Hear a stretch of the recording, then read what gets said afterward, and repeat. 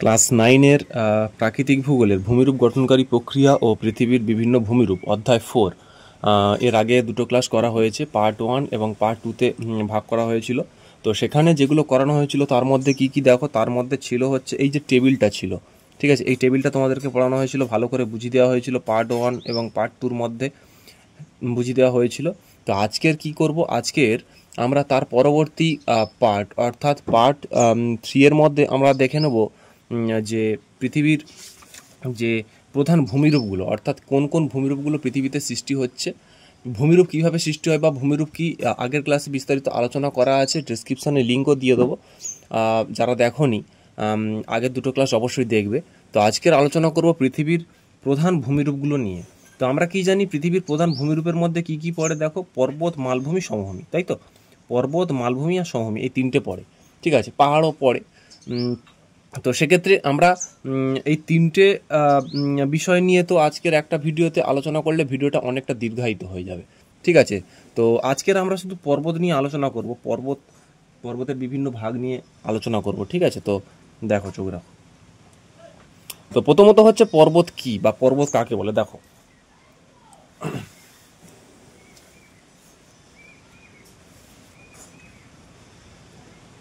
বলা হয়েছে যে সমুদ্রপৃষ্ঠ থেকে 1000 মিটারের বেশি উচ্চতা সম্পন্ন বহুদূর বিস্তৃত শিলাময় ভূমিরূপ, যার ভূপ্রকৃতি খুবই বন্ধুর, অর্থাৎ আপেক্ষিক উচ্চতা বেশি, ঢাল বেশ খাড়া, অসংখ্য শৃঙ্গ ও গিরিখাত বর্তমান, তাকেই পর্বত বলে।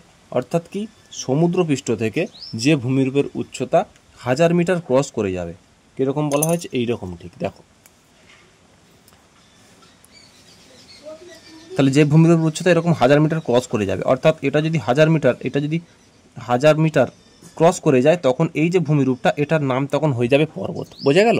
তাহলে যে ভূমিরূপের উচ্চতা 1000 মিটার ক্রস করে যাবে সেটাই হচ্ছে পর্বত। তো এবার পর্বতের অনেক ভাগ রয়েছে, সেই ভাগগুলো কি কি আজকের আমরা চলো জেনে নিই। পর্বতের শ্রেণীবিভাগের মধ্যে যেগুলো পড়বে সেগুলো হচ্ছে তোমার কি, পর্বতের শ্রেণীবিভাগের মধ্যে উৎপত্তি ও গঠন অনুসারে পর্বতকে 4 ভাগে ভাগ করা হয়। কি কি বলেছে, ভঙ্গিল পর্বত, স্তূপ পর্বত, আগ্নেয় পর্বত আর ক্ষয়জাত পর্বত। এই হচ্ছে 4টে পর্বত। আর আজকের আমরা এই 4টে পর্বত নিয়ে কিন্তু আলোচনা করব। ওকে, বুঝে গেল? তাহলে ভঙ্গিল পর্বত, স্তূপ পর্বত, আগ্নেয় পর্বত আর ক্ষয়জাত পর্বত, এই 4টে পর্বত নিয়ে আজকের আমরা একটু বিস্তারিত আলোচনা করব। ভঙ্গিল পর্বতের উৎপত্তি, ঠিক আছে। তাহলে কি বলা হয়েছে, ভাঁজ বা ভঙ্গ থেকে ভঙ্গিল কথাটি এসছে। গিরিজনী আলোড়নের প্রভাবে বা পাশাপাশি চাপের ফলে ভূপৃষ্ঠে পাললিক শিলাস্তর ভাঁজকে ওপরের দিকে উঠে যে পর্বত সৃষ্টি করে তাকে বলা হয় ভঙ্গিল পর্বত। এবার গিরিজনী আলোড়নটা কি, সেটা আগের ভিডিওতে বিস্তারিত বলা আছে, তোমরা যারা দেখোনি সেটা গিরিজনী আলোড়নটা কি সেটা দেখে নাও, বুঝে নাও, ঠিক আছে। তাহলে এবার ভঙ্গিল পর্বত জিনিসটা সংজ্ঞা এখানে দেওয়া আছে, এবার আমি তোমাদের বুঝিয়ে দিচ্ছি, দেখো চোখ রাখো। বলেছে দুটো পাত, ঠিক আছে, মনে করো এই একটা পাত,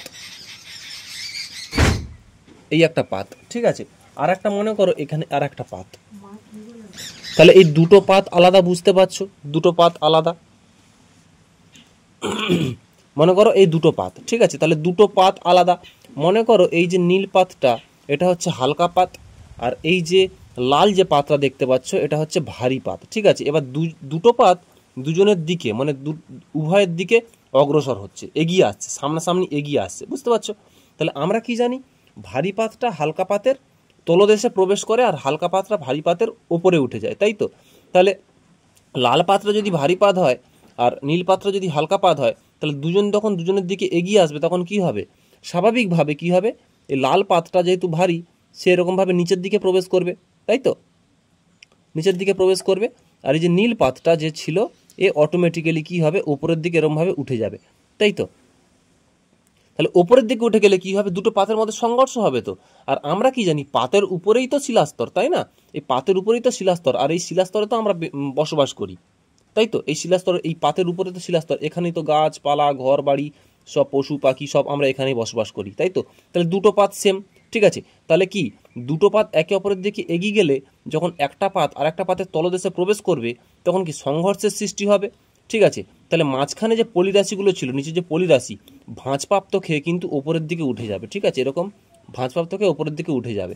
উঠে যাওয়ার পরে এই যে জমাটবদ্ধ হয়ে এই যে পর্বতটা সৃষ্টি হবে, এটাকেই কিন্তু বলা হচ্ছে ভঙ্গিল পর্বত। আশা করি তোমাদের ব্যাপারটা আমি বোঝাতে পেরেছি। তাহলে দুটো পাত যখন একে অপরের দিকে এগিয়ে আসে তখন কি দুজনের মধ্যে সংঘর্ষ হয়, এবং সংঘর্ষ হওয়ার ফলেই ভারী পাতটা হালকা পাতের তলদেশে প্রবেশ করে, আর হালকা পাতটা ভারী পাতের ওপরে উঠে যায়। তখন সংঘর্ষের ফলে মাঝখানে পলিদাসী ভাঁজপ্রাপ্ত হয়ে ওপরের দিকে উঠে যায়, যেমন এটা উঠে গেল। ঠিক আছে, এর ফলে যে পর্বতটা সৃষ্টি হয় একেই বলা হচ্ছে তোমার ভঙ্গিল পর্বত। ওকে, বুঝে গেল? একেই বলা হচ্ছে তোমার কি ভঙ্গিল পর্বত। এবার এই ভঙ্গিল পর্বতের উদাহরণ কি কি বলেছে? বলেছে ভঙ্গিল পর্বত ভারতের উত্তরে হিমালয়, ইউরোপের আল্পস, দক্ষিণ ও উত্তর আমেরিকার আন্দিজ ও রকি প্রভৃতি হচ্ছে ভঙ্গিল পর্বতের উদাহরণ। ওকে, ঠিক আছে, এই হচ্ছে কি ব্যাপার। এবার বলেছে ভূত্বকের 7টি বড় পাত, 8টি মাঝারি পাত এবং 20টি ছোট ছোট পাতে বিভক্ত। তো এইরকম পাত সঞ্চালনের ফলে কিন্তু বিভিন্ন ধরনের ভূমিরূপ সৃষ্টি হয়ে থাকে, এবং তার মধ্যে একটি হচ্ছে ভঙ্গিল পর্বত, যেটা আমরা আজকের আলোচ্য বিষয় আজকের আমরা পড়লাম। ঠিক আছে, বলেছে বাস্তব উদাহরণ। বাস্তব উদাহরণ কি বলেছে দেখো, ভারতের উত্তর দিকে ইউরেশীয় এবং ইন্দো অস্ট্রেলীয় পাত সীমানায় হিমালয় পর্বতমালা সৃষ্টি হয়েছে। ওকে, প্রশান্ত মহাসাগরীয় পাত এবং উত্তর আমেরিকান পাত সীমানায় রকি পর্বতমালা সৃষ্টি হয়েছে। মানে বাস্তবে কিন্তু এগুলো সৃষ্টি হয়েছে, সেগুলোই এখানে বলা হয়েছে। নাজকা পাত ও দক্ষিণ আমেরিকা পাত সীমানায় আন্দিজ পর্বতমালা সৃষ্টি হয়েছে, এবং আফ্রিকা ও ইউরেশীয় পাত সীমানায় সৃষ্টি হয়েছে আল্পস পর্বতমালা। ওকে, এগুলো কিন্তু বাস্তব উদাহরণ, এগুলো কিন্তু বাস্তবে সবকটি আছে। এবার বলেছে ভঙ্গিল পর্বতের বৈশিষ্ট্য, অর্থাৎ ভঙ্গিল পর্বতের বৈশিষ্ট্যগুলো কি কি দেখতে পাবে। পৃথিবীতে অবস্থিত ভঙ্গিল পর্বতমালার বিস্তার ও উচ্চতা খুব বেশি, তাই এখানে রয়েছে অসংখ্য উচ্চ গিরিশৃঙ্গ, উপত্যকা, গিরিখাত। ঠিক আছে, একাধিক পয়েন্ট রয়েছে। ভঙ্গিল পর্বতের ভেতরে প্রবল চাপে পাললিক শিলা রূপান্তরিত শিলায় পরিণত হয়েছে, স্বাভাবিক, পাললিক শিলা রূপান্তরিত শিলায় পরিণত হয়েছে। গিরিজনী আলোড়নের প্রভাবে সৃষ্ট পার্শ্বচাপের কারণে ভঙ্গিল পর্বতের শিলাস্তর ভাঁজ ও চ্যুতির সৃষ্টি হয়েছে, স্বাভাবিক, যেহেতু চাপ খেয়ে ওপরের দিকে উঠবে তো তাই ভাঁজ ও চ্যুতির সৃষ্টি হয়। নবীন ভঙ্গিল পর্বতের উত্থান এখনও চলছে, অর্থাৎ কি নবীন ভঙ্গিল পর্বতের উত্থান এখনও চলছে, মানে ব্যাপারটা কি বোঝানো হয়েছে তোমাদের দেখো, আমি দেখিয়ে দেওয়ার চেষ্টা করব। তাহলে দুটো পাত যখন একে ওপরের দিকে এগিয়ে আসছে, তাহলে এটা তো তখন ভাঁজপ্রাপ্ত ওপর দিকে উঠে যাচ্ছে। এবার পাত তো স্থির নয়, পাত তো ক্রমশ গতিশীল, ওরা আস্তে আস্তে হলেও কিন্তু একে অপরের দিকে এগোচ্ছে, তাই কি এই পর্বতের উচ্চতাও কিন্তু আস্তে আস্তে আস্তে আস্তে খুব মন্থর গতিতে কিন্তু বাড়ছে। বুঝে গেল? ওই জন্য বলা হয়েছে নবীন ভঙ্গিল পর্বতের উচ্চতা কিন্তু গতিশীল, মানে এখনো তারা উচ্চতা বাড়ছে দিন দিন। ওকে, গঠনগত দিক থেকে ভঙ্গিল পর্বতগুলি দুর্বল প্রকৃতির হওয়ায় ভঙ্গিল পার্বত্য অঞ্চলগুলি ভূমিকম্প প্রবণ, অর্থাৎ এই ভঙ্গিল পর্বত অঞ্চলে কিন্তু ভূমিকম্প লক্ষ্য করা যায়। ভঙ্গিল পর্বতের মধ্যে প্রচুর উদ্ভিদ ও জীবাশ্ম রয়েছে, অর্থাৎ কি ভঙ্গিল পর্বত সৃষ্টির সময় কি পাত সঞ্চালনের ফলে চাপা পড়ে গিয়ে, মানে ওই গাছপালা বা ওখানকার ভূমিরূপ চাপা পড়ে গিয়ে তখন কি হয়েছিল, প্রাণী মারা গিয়েছিল। ঠিক আছে, তাদের ছাপ রয়ে গেছে, যেটাকে আমরা জীবাশ্ম বলি, জীবাশ্ম রয়েছে। ঠিক আছে, ভবিষ্যতে পৃথিবীর ভঙ্গিল পর্বতগুলি বিভিন্ন ব্যবহারযোগ্য শক্তি সম্পদ ভাণ্ডার হয়ে উঠবে, অর্থাৎ ভঙ্গিল পর্বত সৃষ্টির সময় যে গাছপালা বা পশু পাখি মারা গিয়েছিল, চাপা পড়ে মারা গিয়েছিল, তাদের দেহাবশেষ থেকে কিন্তু কয়লা বা যে খনিজ তেল এগুলো কিন্তু উৎপন্ন হয়েছে। এই হচ্ছে তোমার ভঙ্গিল পর্বতের কিন্তু বৈশিষ্ট্য। প্রথমে আসি প্রাচীন আর নবীন কথার অর্থ কী। ঠিক আছে, তাহলে প্রাচীন মানে কি অনেকটা পুরনো, আর নবীন মানে কি অনেকটা পরে, নতুন। ঠিক আছে, তাহলে প্রাচীন ভঙ্গিল পর্বত মানে হচ্ছে যে সমস্ত ভঙ্গিল পর্বত অনেক আগে তৈরি হয়েছিল সেটা হচ্ছে প্রাচীন ভঙ্গিল পর্বত, আর যে সমস্ত ভঙ্গিল পর্বত তার অনেকটা পরে গঠিত হয় সেটা হচ্ছে নবীন ভঙ্গিল পর্বত। ঠিক আছে, তো এই হয়ে গেল ব্যাপার। এবার আমরা চলে আসবো আগ্নেয় পর্বত। ঠিক আছে, তো আগ্নেয় পর্বতটা কি দেখো, আগে বইয়ের সংজ্ঞাটা দেখে নাও, তারপর আমি ডায়াগ্রামের মাধ্যমে বুঝিয়ে দিচ্ছি। বলা হয়েছে যে কি ভূ অভ্যন্তরের অতি উত্তপ্ত পদার্থসমূহ প্রবল চাপে স্থিতিস্থাপক অবস্থায় থাকে। ভূ আলোড়নের প্রভাবে স্থিতিস্থাপকতা নষ্ট হলে উত্তপ্ত পদার্থ উৎক্ষিপ্ত হয়। বারংবার এই সকল উৎক্ষিপ্ত পদার্থ সমূহ ভূপৃষ্ঠে সঞ্চিত হয়ে পর্বতের আকার ধারণ করলে তাকে আগ্নেয় পর্বত বা সঞ্চয়জাত পর্বত বলা হয়। যেমন হচ্ছে তোমার কি জাপানের ফুকুশিমা, ইতালির ভিসুভিয়াস, স্ট্রমলি, হাওয়াই দ্বীপের মৌনা লোয়া ইত্যাদি। ঠিক আছে, এবার তোমাদের আমি ডায়াগ্রামের মাধ্যমে দেখাবো আগ্নেয় পর্বতটা কিভাবে সৃষ্টি হচ্ছে। ছবিটা আঁকছি, একটু স্থিরভাবে ছবিটা দেখো, অধৈর্য না হয়ে দেখো। মনে করো প্রথমত হচ্ছে অগ্নুৎপাত কয় ধরনের হয় বলতো? দুই ধরনের, একটা হচ্ছে কেন্দ্রীয় অগ্নুৎপাত আর একটা হচ্ছে বিদার অগ্নুৎপাত। কেন্দ্রীয় অগ্নুৎপাত কোনটা? যেটা নলের মাধ্যমে মানে ছিদ্রের মাধ্যমে বের হয় সেটা হচ্ছে কেন্দ্রীয় অগ্নুৎপাত, আর যেটা ফাটলের মাধ্যমে নির্গত হয় সেটা হচ্ছে বিদার অগ্নুৎপাত। ওকে, তো এই হচ্ছে কি ব্যাপার। আচ্ছা, আগে তোমরা ছবির দিকে লক্ষ্য করো, আমি একটা ছবি আঁকছি, দেখো।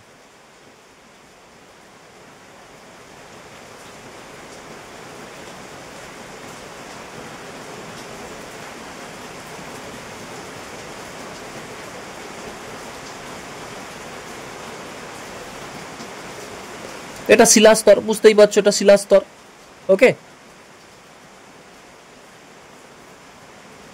এটা শিলাস্তর। আর এর নিচে যেটা আছে মানে নিচেরটা, এটা হচ্ছে ম্যাগমা চেম্বার। ঠিক আছে, এটা হচ্ছে ম্যাগমা চেম্বার। ওকে, বুঝতে পারছি এই ব্যাপারটা?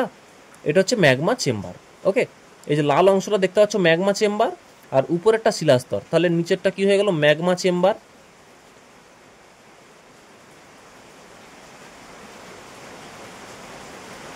আর উপরের অংশটা কিন্তু তোমার কি? শিলাস্তর। ওকে, তাহলে এই হয়ে গেল ম্যাগমা চেম্বার, এর হচ্ছে শিলাস্তর। তাহলে আগ্নেয় পর্বত কিন্তু কেন্দ্রীয় অগ্নুৎপাতে সৃষ্টি হয়, কখনো বিদার অগ্নুৎপাতে কিন্তু আগ্নেয় পর্বত কখনো তৈরি হয় না। তো কেন্দ্রীয় অগ্নুৎপাত কি বলা হয় তাহলে? বলেছে ভূপৃষ্ঠের কোনো ছিদ্রপথ, মনে করো এই হচ্ছে শিলা, আর এটা হচ্ছে কি? Magma chamber. ম্যাগমার উপরে তো শিলামণ্ডল না, এখানে যদি কোনো কারণে একটা ছিদ্রের সৃষ্টি হয়, তাহলে ছিদ্র সৃষ্টি হলে কি হবে? এই ছিদ্রের মাধ্যমে নিচ থেকে কি লাভা বা ম্যাগমা উপরের দিকে উঠে আসবে, উঠে বেরোবে, তাই তো? এটা কেন্দ্রীয় অগ্নুৎপাত। আর কেন্দ্রীয় অগ্নুৎপাতের লাভাগুলো কেমন হয় বলো তো? মোটা প্রকৃতির লাভা হয়। মানে তুমি মনে করো তোমার হাতে দুটো বোতল দেওয়া হলো, একটা বোতলে তরল পানীয় জল আছে, আর একটা বোতলে একটু তরল কিন্তু একটু মোটা টাইপের, মনে করো গুড়, যেটা আমরা শীতকালে খেয়ে থাকি, গুড়, বা কোনো মেশিনের মোবিল মনে করো। ঠিক আছে, তাহলে এইগুলো কি দুটো যদি দু হাতে ঢালতে দেওয়া হয়, এক হাতে গুড় আর এক হাতে পানীয় জল, তাহলে কোনটা আগে গড়িয়ে চলবে বলো তো? পানীয় জলটা গড়িয়ে চলবে না, কারণ ওটা পাতলা। আর গুড়টা দেখবে সে তুলনায় আগে গোড়াতে পারবে না, কারণ ওটা একটু মোটা টাইপের। ঠিক তেমনই এই কেন্দ্রীয় অনুপাতে যে লাভাগুলো নির্গত হচ্ছে না, এগুলো একটু মোটা টাইপের, বুঝলে তো? তাই জন্য বাইরে বেরিয়ে আসার পরে সাথে সাথে এরকম খেলি যেতে পারে না, সাথে সাথে এরকম খেলি যেতে পারে না, একটু মোটা টাইপের, তো উপরে এসে এরকম জমা হয়ে থাকে। আর উপরে এসে এরকম জমা হতে হতে ততক্ষণ বাতাসের সংস্পর্শে এসে কি বলতো পুরো জমাটবদ্ধ হয়ে যায়। ফলে এরকমভাবে যে একটা উঁচু ভূমিরূপ সৃষ্টি হয়, হ্যাঁ, যেহেতু লাভা ম্যাগমা দ্বারা সৃষ্টি হচ্ছে, তাকেই বলা হচ্ছে তোমার কি? আগ্নেয় পর্বত। ব্যাপারটা কি আমি বোঝাতে পারলাম? একেই তোমার বলা হচ্ছে কি আগ্নেয় পর্বত। তাহলে সুড়ঙ্গের মাধ্যমে যখন ভূপৃষ্ঠে ম্যাগমা চেম্বার থেকে মানে মাটির নিচ থেকে কোনো কিছু মানে কোনো লাভা বা ম্যাগমা বেরিয়ে আসে এবং ওপরের দিকে উঠে এসে বায়ুর সংস্পর্শে এসে ঠান্ডা হয়ে যে অধিক উচ্চতা সম্পন্ন একটা ভূমিরূপ গড়ে ওঠে, তখন কিন্তু তাকে বলা হয় আগ্নেয় পর্বত। ঠিক আছে, 1000 মিটার ক্রস করে গেলে সেটা তো পর্বত হবে। এবার ডিপেন্ড করছে কিভাবে তৈরি হচ্ছে। পাত সংস্থানের ফলে পলি দ্বারা সঞ্চিত হলে সেটা ভঙ্গিল পর্বত হচ্ছে, আর এটা লাভা ম্যাগমা উত্থিত হয়ে হচ্ছে, তাহলে এটা হয়ে যাচ্ছে তোমার কি? আগ্নেয় পর্বত। ওকে, এবার আমি বললাম যে বিদার অগ্নুৎপাতও একটা হয়। বিদার অগ্নুৎপাতের ফলে কোনো রকম কোনো পর্বত সৃষ্টি হয় না। দেখো না বিদার অগ্নুৎপাতটা কি? দেখো বিদার অগ্নুৎপাত কিরকম, আমি ছবির এরকম সেম ভূমিরূপ,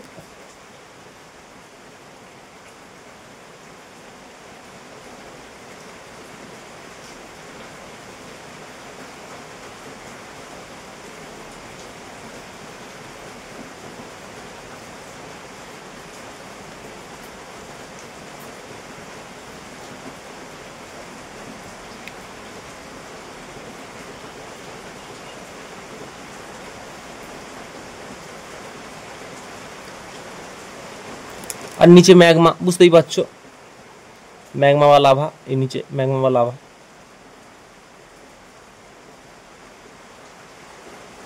ঠিক আছে, তাহলে এটা কি একটা ফাটল তৈরি হচ্ছে, দেখতে পাচ্ছ না? একটা ভূমিরূপের মধ্যে মাঝখানে একটা চিড় বা ফাটল তৈরি হয়েছে। এই চিড় বা ফাটলের মধ্যে যে লাভাটা নির্গত হয়, সেই লাভাটা কেমন প্রকৃতির জানো? প্রচুর তরল, মানে একদম জলের মতো পাতলা প্রকৃতির লাভা। তাহলে জলের মতো পাতলা প্রকৃতির লাভা যদি ওপরের দিকে উঠে আসে এরকম, সে তো মানে কোনোদিন মানে জমা হতে তো পারবে না, তাই না? তাহলে পাহাড়টা সৃষ্টি হবে কি করে? সে তো চারদিকে এরকম খেলিয়ে যাবে। একটা জল যদি ঢেলে দেওয়া হয়, তাহলে কি সাথে সাথে সে কি গড়িয়ে চলে যাবে, জমা হতে তো পারবে না। তাই এত পাতলা প্রকৃতির লাভা বলে চারিদিকে গড়িয়ে চলে যাবে বলে তখন কি এরকম উঁচু, এই যে উঁচু যে ব্যাপারটা, এই উঁচুটা হতে পারবে না। কি উপরে উঠে এরকম গড়িয়ে চলে যাবে। আগেরটা উঁচু হয়েছিল কেন? আগেরটা কেন উঁচু হয়েছিল? তার কারণ আগের লাভাটা কি ছিল বলো তো? আগে যেটা উঁচু হয়েছিল, আগের লাভাটা একটু আমলিক মোটা প্রকৃতির ছিল, তাই জন্য জমতে পেরেছিল। আর এটা তো মোটা না, একদম পাতলা, যার জন্য জমতেই পারে না। তাই এই যে বিদার অগ্নুৎপাত, বিদার অগ্নুৎপাতে কিন্তু কখনো কোনো ভূমিরূপ গঠন হয় না। একবারই ভূমিরূপ গঠন হয় না বলাটা ভুল হলো। বিদার অগ্নুৎপাতে কখনো কিন্তু পাহাড় বা পর্বত গঠিত হয় না।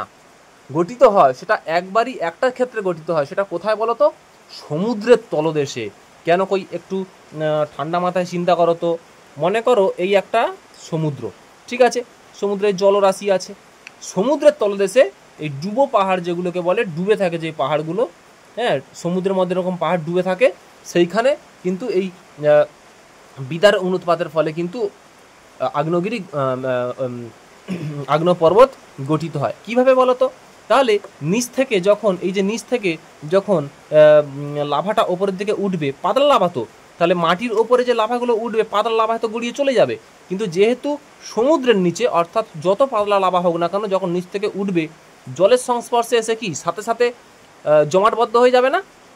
তাই পাতলা লাভা হলেও কি হবে, যখন নিচ থেকে উপরের দিকে ওঠে এবং সেটা জলের সংস্পর্শে অর্থাৎ সমুদ্রের সংস্পর্শে থাকে, তখন সাথে সাথে জমাটবদ্ধ হয়ে যায় এবং সমুদ্রের নিচে কিন্তু পাহাড় গঠিত হয়। বুঝে গেল? ওই জন্য বিদার অগ্নুৎপাতের দরুন কখনো কিন্তু মানে স্থলভাগে কোনো পাহাড় বা পর্বত সৃষ্টি হতে পারে না, কিন্তু সমুদ্রের তলদেশে বিদার অগ্নুৎপাতের ফলে কিন্তু পাহাড় বা পর্বত গঠিত হয়, যেটাকে আমরা ডুবো পাহাড় হিসাবে চিনে থাকি। ঠিক আছে, তো ওরকম একটা উদাহরণ তুমি দেখতে পাবে, যেমন আটলান্টিক মহাসাগর। ঠিক আছে, আটলান্টিক মহাসাগরের মধ্যভাগের শৈলশিলাটি এইরূপ অগ্নুৎপাতের ফলে সৃষ্টি হয়েছে। ঠিক আছে, মানে ফাটল বরাবর যে ম্যাগমা বেরিয়ে আসে, অর্থাৎ বিদার অগ্নুৎপাতের ফলে যেটা বেরিয়ে আসে, সেটা হচ্ছে তোমার কি এই আটলান্টিক মহাসাগরে রয়েছে। ঠিক আছে, বিশেষ কিছু কথা দিয়েছে, মানে এই আগ্নেয় পর্বতের বিশেষ কিছু কথা এখানে দিয়েছে। বলেছে কখনো কখনো পরস্পরের দিকে এসে আসা পাত দুটি মহাসাগরীয় ভারী পাত হয়, তবে সংঘর্ষের ফলে এটি পাতের অধঃগমন ঘটে, ফলে পাতের নিমজ্জিত অংশের গলন শুরু হয় এবং গলিত পদার্থ অগ্নুৎপাতের মাধ্যমে বেরিয়ে এসে সঞ্চয়জাত পর্বত সৃষ্টি করে। এগুলি মহাসাগরের মাঝে দ্বীপ হিসাবে অবস্থান করে। অ্যালুসিয়ান দ্বীপপুঞ্জ এভাবেই সৃষ্টি হয়েছে। অ্যালুসিয়ান দ্বীপপুঞ্জ কিন্তু এইভাবেই সৃষ্টি হয়েছে। ঠিক আছে, এই হচ্ছে কি ব্যাপার। এখানে আমি মেন টপিকটা বুঝিয়ে দিচ্ছি, তারপর যার কাছে যেই টেক্সট বই থাকুক না কেন, সেই টেক্সট বই একবার তোমরা রিডিং করবে ভালো করে, তাহলে কিন্তু এই বিষয়টা সম্পর্কে তোমাদের আর কোনো কোয়ারি কিন্তু থাকবে না। বলেছে আগ্নেয় পর্বতের বৈশিষ্ট্য। আগ্নেয় পর্বতের বৈশিষ্ট্য কি কি আছে দেখে নাও। বলেছে পৃথিবীর আগ্নেয় পর্বতগুলি ঠিক সেখানেই সৃষ্টি হয় যেখানে ভূ অভ্যন্তরের ম্যাগমা একটি কেন্দ্রীয় নল। তাহলে বুঝলাম, আগেই আমি বলেছি কেন্দ্রীয় নল মানে এই সুড়ঙ্গ ছাড়া কখনো, কেন্দ্রীয় অগ্নুৎপাত ছাড়া কখনোই আগ্নেয় পর্বত গঠিত হয় না। একটু আগেই বললাম, কেন্দ্রীয় নলের মুখ দিয়ে বেরিয়ে এসে লাভা রূপে সঞ্চিত হয়ে ঠান্ডা হয়ে শঙ্কু আকৃতির পাহাড় গঠন করে। নির্গত লাভা ঘন ও আঠালো প্রকৃতির হয়। ঠিক আছে, মানে সান্দ্র বা আমলিক, অর্থাৎ মোটা হতে হবে, নয়তো কিন্তু আগ্নেয় পর্বত গঠিত হবে না, যেটা তোমরা পাশের ছবিতে দেখতে পাচ্ছ। ওকে, তারপরে বলেছে কি, এটা হলো তারপরে বলেছে কি, আগ্নেয় পর্বত কেন্দ্রীয় নল দিয়ে জলীয় বাষ্প, বিভিন্ন গ্যাস, লাভা ছাই নির্গত হয়। অর্থাৎ আগ্নেয় পর্বত যখন সৃষ্টি হচ্ছে, অর্থাৎ এই যে কেন্দ্রীয় নল থেকে যখন অগ্নুৎপাতটা নিশ্চিত হচ্ছে, লাভা বা ম্যাগমা নির্গত হচ্ছে, তখন কিন্তু এই লাভা ম্যাগমার সঙ্গে কিন্তু বাষ্প নির্গত হয়। ঠিক আছে, গ্যাস, ছাই ইত্যাদি কিন্তু নির্গত হয়। বলেছে নলটি নিচে যেখানে ম্যাগমা বেরিয়ে আসে সেই অংশটি থেকে ম্যাগমা চেম্বার বলে। অর্থাৎ আমি একটু আগেই তো বললাম, এই অংশটাকে বলা হয় ম্যাগমা চেম্বার, যেখান থেকে ম্যাগমাটা বেরিয়ে আসছে। এই যে ম্যাগমাটা এখানে তো স্থগিত আছে, এখান থেকে ম্যাগমাটা উপরের দিকে উঠছে, অর্থাৎ এটাকে বলা হচ্ছে ম্যাগমা চেম্বার। ওকে, সেই একই কথা এখানে বলা হয়েছে। তাহলে এই যে এই অংশ, এখান থেকে যে ম্যাগমা বেরিয়ে আসছে, এই অংশটাকে বলা হচ্ছে তোমার কি ম্যাগমা চেম্বার। অগ্নুৎপাতের সময় বেরিয়ে আসা পাথরগুলি পাইরোক্লাস্ট বা ভলকানিক বোম নামে পরিচিত। এটা মোস্ট ইম্পর্টেন্ট, পাইরোক্লাস্ট বা ভলকানিক বোম নামে পরিচিত অগ্নুৎপাতের সময় বেরিয়ে আসা পাথরগুলি। ঠিক আছে, এ হচ্ছে ব্যাপার। নেক্সট কি বলা হয়েছে, আগ্নেয়গিরি যে পথটি দিয়ে লাভা, গ্যাস, ভস্ম প্রভৃতি বের হয়, সেই নির্গমন পথটির উপরিভাগ জ্বালামুখ নামে পরিচিত। অর্থাৎ এই যেই অংশ দিয়ে অগ্নুৎপাত নির্গত হচ্ছে, মানে যেই অংশ দিয়ে লাভা বা ম্যাগমা নির্গত হচ্ছে, এই অংশটার নাম কিন্তু বলা হচ্ছে কি জ্বালামুখ। বোঝা গেল? একে বলা হচ্ছে জ্বালামুখ। মুখ্য জ্বালামুখ একটি হলেও একাধিক গৌণ জ্বালামুখ হতে পারে। অর্থাৎ এইটা কি, এটা প্রধান জ্বালামুখ যেখান থেকে ম্যাগমাটা নির্গত হচ্ছে, কিন্তু এর পাশে আরও ছোট ছোট কিন্তু জ্বালামুখ সৃষ্টি হয়েছে, এগুলোকে বলা হচ্ছে গৌণ জ্বালামুখ। দেখো এই পাশ থেকে ছোট ছোট জ্বালামুখ কিন্তু সৃষ্টি হয়েছে, দেখো এই পাশ থেকে অসংখ্য ছোট ছোট জ্বালামুখ সৃষ্টি হয়েছে, এগুলোকে বলা হচ্ছে গৌণ জ্বালামুখ। ঠিক আছে, জ্বালামুখের অগভীর কড়াইয়ের আকৃতি ভূমিরূপ হচ্ছে ক্যালডেরা। ক্যালডেরা কি তোমাকে আমি একটু হালকা করে তোমাদেরকে আমি দেখিয়ে দেবো। দেখো কি বলা হয়েছে, জ্বালামুখ তাহলে কোনটা, এই এখান থেকে যে অগ্নুৎপাত হচ্ছে, ঠিক আছে, যেখান থেকে নির্গত হচ্ছে এই অংশটাকে বলা হচ্ছে জ্বালামুখ। ঠিক আছে, এবার ক্যালডেরা কাকে বলা হয়, বলেছে অগ্নুৎপাতের সময় এই, তাহলে এই অংশটা কি প্রচণ্ড উত্তপ্ত হচ্ছে, মানে গরম হচ্ছে, তাই কি না? তাহলে এই অংশটা কি জ্বালামুখ, এই অংশটা প্রচুর উত্তপ্ত হচ্ছে, গরম হচ্ছে। তাহলে গরম হতে হতে একটা সময় কি হয়, প্রচণ্ড জোরে সশব্দে বিস্ফোরণ ঘটায়। বিস্ফোরণ ঘটালে কি, এই অংশটা ব্লাস্ট হয়ে এরকম ফেটে চলে যায়। অর্থাৎ কি, তাহলে এই অংশ যখন ফেটে যায় তখন কি জ্বালামুখের আকৃতিটা একটু বড় হয়ে যাবে না, এরকম গভীর হয়ে যাবে না, বড় হয়ে যাবে, ফেটে গেল, প্রথমে এই জায়গা ছিল তার ফেটে গেল, বাস্ট হলো, তাহলে কি এরকম বড় গভীর হয়ে যাবে না? এই যে বড় গভীর যে অনেকটা বড় জ্বালামুখের আকৃতি যে বেড়ে গেল, একেই বলা হচ্ছে তোমার ক্যালডেরা। বোঝা গেল? সেই ক্যালডেরা সৃষ্টি হয়, সেটাই হচ্ছে কি এখানে বলা হয়েছে, একে ক্যালডেরা নামে পরিচিত, ক্যালডেরা বলা হয়। তারপর বলছে ক্যালডেরার মধ্যে বৃষ্টির জল জমে আগ্নেয় হ্রদ সৃষ্টি করে। অর্থাৎ ওই ক্যালডেরা, মনে করো আগ্নেয়গিরিটা মৃত হয়ে গেল, মানে আর অগ্নুৎপাত ঘটানোর কোনো সম্ভাবনা নেই। ঠিক আছে, ওখান থেকে আর অগ্নুৎপাত হচ্ছে না। তার মানে কি, এই যে বড় জ্বালামুখ সৃষ্টি হয়ে ক্যালডেরা হলো, ক্যালডেরা কি ফাঁকা অবনমিত অংশ যা পড়ে আছে, বৃষ্টির জল সেখানে জমে কিন্তু একটা হ্রদ সৃষ্টি করবে। আগ্নেয়গিরি মূলত পাত সীমান্ত বরাবর অবস্থান করায় এই অঞ্চলগুলি অস্থির, গাঠনিকভাবে দুর্বল ও ভূমিকম্প প্রবণ। এই হয়ে গেল আমাদের কিন্তু আগ্নেয় পর্বত। ঠিক আছে, বলেছে মহীভাবক আলোড়নের প্রভাবে দুটি সমান্তরাল চ্যুতির মধ্যবর্তী বা পার্শ্বস্থ অংশ উঠে গিয়ে স্তূপের আকারে পর্বতরূপে অবস্থান করলে তাকে স্তূপ পর্বত বলে। ঠিক আছে, তাহলে মহীভাবক আলোড়নটা কি আগের ভিডিওতে বিস্তারিত আলোচনা করা আছে, তোমরা প্রত্যেকে সেটা দেখবে, বুঝবে।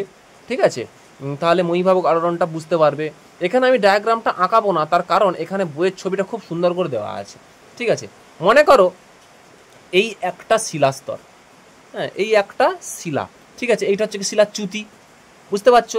মহীভাবক আলোড়ন মানে কি উপর-নিচ আলোড়ন। ঠিক আছে, উপর-নিচ যে আলোড়ন সংঘটিত এরকমভাবে। ঠিক আছে, তাহলে মনে করো এর মহীভাবক আলোড়ন সৃষ্টি হচ্ছে, সৃষ্টি হওয়ার ফলে পাশের এই চ্যুতি বরাবর পাশের দুটো ভূমিরূপ আলাদা, তো এই একটা ভূমিরূপ, তো তিনটে ভূমিরূপ, 1 2 3, তিনটে ভূমিরূপ দেখতে পাচ্ছ। তাহলে মহীভাবক আলোড়ন সৃষ্টি হওয়ার ফলে কি হলো, সাইডের দুটো ভূমিরূপ অবনমিত হয়ে গেল, অর্থাৎ নিচের দিকে নেমে গেল, মাঝখানে এ যেরকম ছিল সেরকম থাকলো। ঠিক আছে, তাহলে সাইডের দুটো ভূমিরূপ যদি নিচের দিকে নেমে আসে, তাহলে মাঝখানেরটা কি অপেক্ষাকৃত উঁচু থাকবে, তো উঁচু বলে মনে হবে। তো তাহলে এই যে উঁচু হয়ে অবস্থান করছে, এই উঁচু অংশটাকে, এই উঁচু অংশটাকে একেই বলা হচ্ছে তোমার কি স্তূপ পর্বত। আর এই যে ডাউন হয়ে গেল, নিচের দিকে নেমে গেল, এই নিচু অংশটাকে কি বলা হচ্ছে বলো তো, গ্রস্ত উপত্যকা। আমি ব্যাপারটা বোঝাতে পারলাম? তাহলে যে অংশটা উঁচু হয়ে আছে সেটা স্তূপ পর্বত, যে অংশটা নিচের দিকে নেমে গেল তাকে বলা হচ্ছে গ্রস্ত উপত্যকা।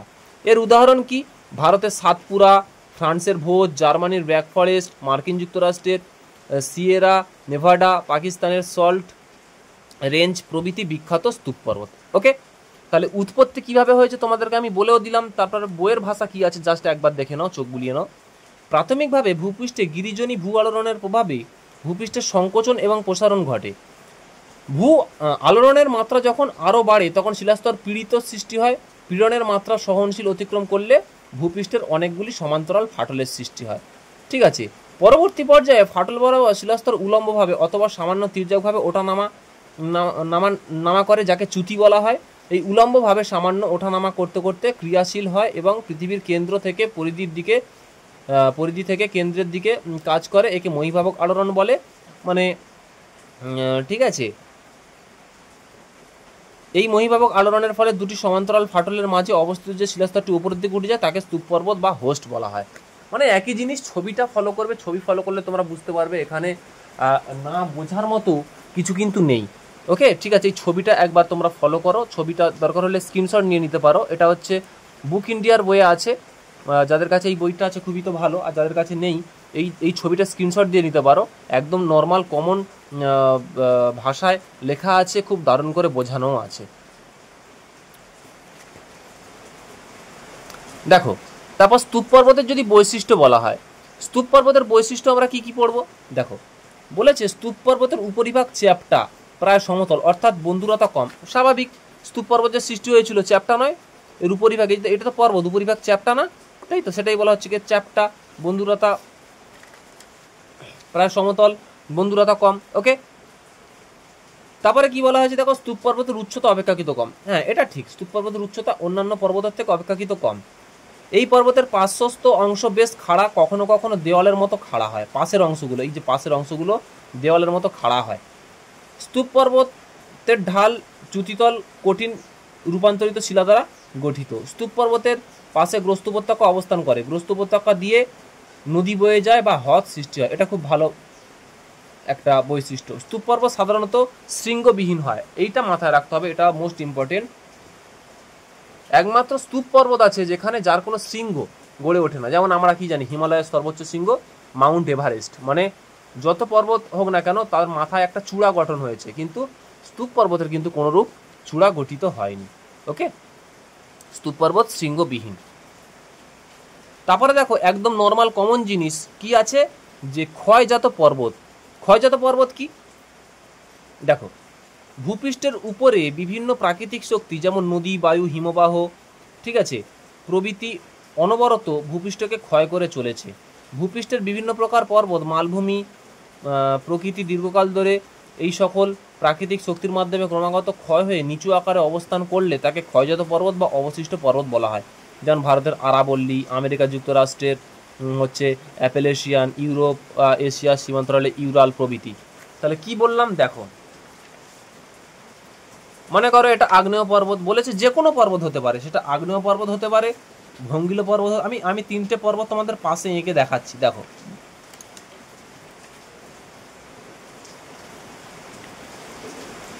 এটা কি ভঙ্গিল পর্বত, ভাঁজপ্রাপ্ত হয়ে যেটা সেটা হচ্ছে, এটা কি ভঙ্গিল পর্বত, তাই তো, ভঙ্গিল পর্বত।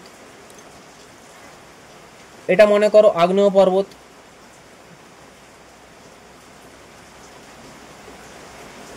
আর স্তূপ পর্বত, স্তূপ পর্বত কোনটা এবার দেখো, এইটা হচ্ছে কি স্তূপ পর্বত, এরকম ভাবে তৈরি হয়, এটা স্তূপ পর্বত, তাই তো। তাহলে এই তিন শ্রেণীর পর্বত, ভঙ্গিল পর্বত, আগ্নেয় পর্বত, স্তূপ পর্বত।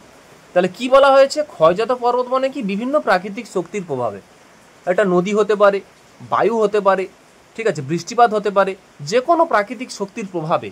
তাহলে যে কোনো প্রাকৃতিক শক্তি যখন এই পর্বতগুলোর উপর দিয়ে প্রবাহিত হবে, তাহলে কি এটাকে কি আঘাত করবে? তো তোমরা একটা সাধারণ কথা চিন্তা করো, তোমাদের স্কুলে যখন নতুন বিল্ডিংয়ে যখন রং করা হয়েছিল, রংটা কি ছিল, একটা সময় মানে ঝকঝকে চকচকে ছিল। কালক্রমে কি হয়েছে, বছরের পর বছর অতিবাহিত হওয়ার ফলে সেই দেখবে সেই রংটা যে জেল্লা দিচ্ছিল 5 বছর আগে, এখন 5 বছর পরে কিন্তু সেই জেল্লা আর নেই, মানে সেই রংটা কিন্তু আর নেই। কেন বলো তো? তার কারণ ওই রঙের উপরে, ওই বিল্ডিংয়ের উপরে কিন্তু ক্রমাগত সূর্যের তাপ পড়েছে, বায়ু প্রবাহিত হয়েছে, হ্যাঁ, তারপর হচ্ছে তোমার কি বৃষ্টিপাত হয়েছে, যার জন্য ক্ষয় করেছে, রংটা আস্তে আস্তে ক্ষয়ে গেছে, চটে গেছে। ঠিক তেমনই এই পর্বতগুলোর উপরে যখন উপর থেকে বৃষ্টিপাত পড়বে অনবরত, বা বায়ু প্রবাহিত হবে ক্রমাগত, সূর্যের তাপ পড়বে, তাহলে কি আস্তে আস্তে কি ক্ষয় করছে। তো তাহলে ক্ষয় করার ফলে কি এদের উচ্চতা কিন্তু ক্রমাগত নিম্নমুখী হবে, অর্থাৎ কমতে থাকবে আস্তে আস্তে, কমতে কমতে যে অবশিষ্টাংশ, যে অনুচ্চ পর্বত দেখা যাবে, ছোট পর্বত দেখা যাবে, তাকেই কিন্তু বলা হচ্ছে তোমার কি ক্ষয়জাত পর্বত। ঠিক আছে, এই হচ্ছে ক্ষয়জাত পর্বতের উদাহরণ। তো এইভাবে উৎপত্তি হয়। ক্ষয়জাত পর্বতের বৈশিষ্ট্যটা আমি বলে দেবো, একটু দেখে নেবে। ক্ষয়জাত পর্বত ভঙ্গিল পর্বত অথবা উচ্চ মালভূমি ক্ষয়জাত প্রাপ্ত অংশবিশেষ। ঠিক আছে, ক্ষয়জাত পর্বত বহির্জাত শক্তির ক্ষেত্রে ফলেই হয়ে থাকে, অর্থাৎ সূর্যের তাপ, বৃষ্টিপাত, বায়ুপ্রবাহ সমস্ত কিছুর ফলে গঠিত হয়। তারপরে দেখো কি বলা হয়েছে, ক্ষয়জাত পর্বত মূলত ক্ষয় প্রতিরোধী কঠিন শিলায় গঠিত। এই জাতীয় পর্বতের উচ্চতা বিস্তার ভঙ্গিল পর্বতের তুলনায় কম। এইরূপ পর্বতের উচ্চতা এবং আয়তন ক্রমশ কমতে থাকে যদি না এই পর্বতের কোনো ভূ আলোড়ন প্রভাব পড়ে। পর্বতের উপরিভাগ উচ্চতায় তারতম্য খুব কম, উচ্চতা কমে যাওয়ায় ক্ষয়জাত পর্বতের ঢালের পরিমাণ কমে আসে। তো তারপরে এখানে সঞ্চয়জাত পর্বত আর ক্ষয়জাত পর্বতের একটা পার্থক্য দিয়েছে, পার্থক্যটা তোমরা লিখে রাখো, পার্থক্যটা খুব ইম্পর্টেন্ট আছে, পার্থক্যটা তোমাদের করতে হতে পারে। আর যাদের কাছে পার্থক্যটা ভালোভাবে দেওয়া নেই তারা এই পার্থক্যটা স্ক্রিনশট দিয়ে নিতেও পারো, ঠিক আছে। তো আজকের ক্লাস এই পর্যন্ত। আজকের আমরা কি আলোচনা করলাম? পর্বত, তাই তো, পর্বত কাকে বলে, ঠিক আছে, এবং পর্বতের শ্রেণীবিভাগ, অর্থাৎ পর্বত কয় প্রকার হয়ে থাকে, ভঙ্গিল পর্বত, আগ্নেয় পর্বত, স্তূপ পর্বত, আর হচ্ছে ক্ষয়জাত পর্বত। এই 4 শ্রেণীর পর্বত নিয়ে আমরা আলোচনা করলাম, ঠিক আছে। পরবর্তী ক্লাসে আমরা আলোচনা করব কি, পর্বতের গুরুত্ব, ঠিক আছে। পরবর্তী ক্লাসে এর পরে যে অধ্যায়গুলো আছে পর্বতের গুরুত্ব, তারপরে মালভূমি সমভূমি সব নিয়ে আমরা আলোচনা করব। তো আমি আমার ক্লাসে যেটা বারবার করি সেটা হচ্ছে কি, প্রত্যেকটা টপিক আমি ছাত্রছাত্রীদের বুঝিয়ে দেওয়ার চেষ্টা করি, ঠিক আছে। আমি যখন বোঝাবো তখন একটু ভালো করে বুঝে নেবে, বা যে ডায়াগ্রামটা আঁকবো সেই ডায়াগ্রামটা নিজেদের খাতায় আঁকার চেষ্টা করবে, স্ক্রিনশট দিয়ে নেবে। তারপরে তোমাদের কাছে যার কাছে যেই টেক্সট বই থাকুক না কেন, সেটা বিবি কুন্ডু পাবলিশার্সের হতে পারে, বুক ইন্ডিয়া হতে পারে, রায় মার্টিন, ঠিক আছে, একাধিক বই আছে বাজারে মার্কেটে, যার কাছে যেই পাবলিশার্সের বই থাকুক না কেন, আমি বোঝানোর পরে সেই বোঝানোটাকে মনে রেখে বা সেই বোঝানোটা তোমরা যতটুকু বুঝেছো তার উপর ভিত্তি করে কিন্তু যে কোনো একটা পাবলিশার্সের বই কিন্তু রিডিং পড়বে, ঠিক আছে। রিডিং পড়ার পরে দেখবে তোমাদের কিন্তু এই সমস্ত চ্যাপ্টার নিয়ে আর কিন্তু কোনো দ্বিধা থাকবে না, কোনো রকম কোনো অসুবিধা হবে না, তখন দেখবে ভূগোলটাকে খুব সহজ মনে হচ্ছে। তো ভিডিওটা অবশ্যই তোমরা লাইক করো, এবং কারো যদি কোনো সমস্যা থেকে থাকে তাহলে সেটা কমেন্ট করে জানাও, এবং আমি সেই সমস্যাগুলো তোমাদের সমাধান করার চেষ্টা করব, এবং ভিডিওটা বন্ধুবান্ধবদের মধ্যে কিন্তু শেয়ার করে দাও।